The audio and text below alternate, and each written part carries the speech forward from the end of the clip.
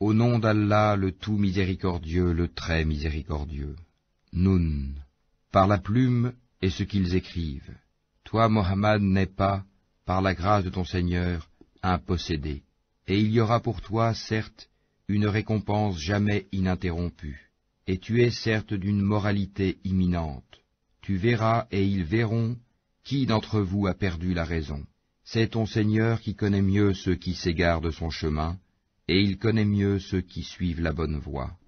N'obéis pas à ceux qui crient au mensonge. Ils aimeraient bien que tu transiges avec eux afin qu'ils transigent avec toi.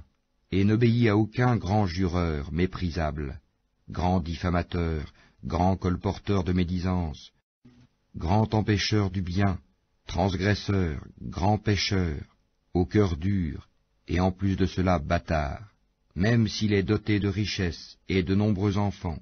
Quand nos versets lui sont récités, il dit, des contes d'anciens. Nous le marquerons sur le museau, nez. Nous les avons éprouvés comme nous avons éprouvé les propriétaires du verger qui avaient juré d'en faire la récolte au matin. Sans dire, si Allah le veut, une calamité de la part de ton Seigneur tomba dessus pendant qu'il dormait, et le matin ce fut comme si tout avait été rasé. Le lendemain matin, ils s'appelèrent les uns les autres, partez tôt à votre champ si vous voulez le récolter. Ils allèrent donc tout en parlant entre eux à voix basse, ne laissez aucun pauvre y entrer aujourd'hui. Ils partirent de bonne heure, décidés à user d'avarice envers les pauvres, convaincus que cela était en leur pouvoir.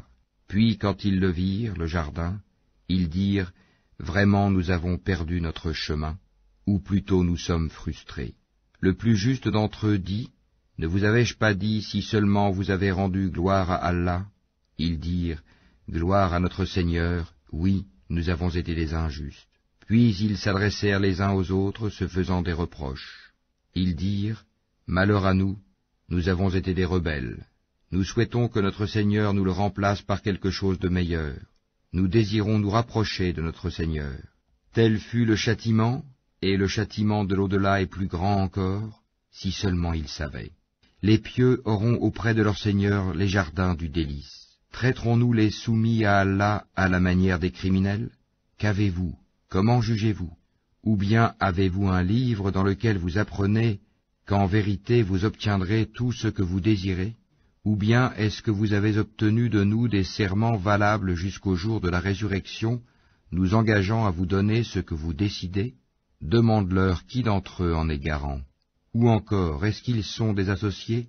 Eh bien qu'ils fassent venir leurs associés s'ils sont véridiques. Le jour où ils affronteront les horreurs du jugement, et où ils seront appelés à la prosternation, mais ils ne le pourront pas. Leurs regards seront abaissés, et l'avilissement les couvrira.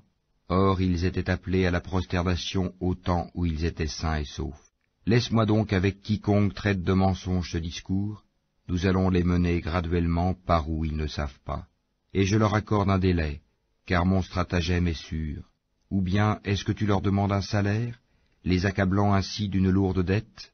Où savent-ils l'inconnaissable? Et c'est de là qu'ils écrivent leurs mensonges. Endure avec patience la sentence de ton Seigneur, et ne sois pas comme l'homme au poisson, Jonas, qui appela Allah dans sa grande angoisse. Si un bienfait de son Seigneur ne l'avait pas atteint, il aurait été rejeté, honni sur une terre déserte. Puis son Seigneur l'élut, et le désigna au nombre des gens de bien. Peu s'en faut que ceux qui mécroient ne te transpercent par leurs regards.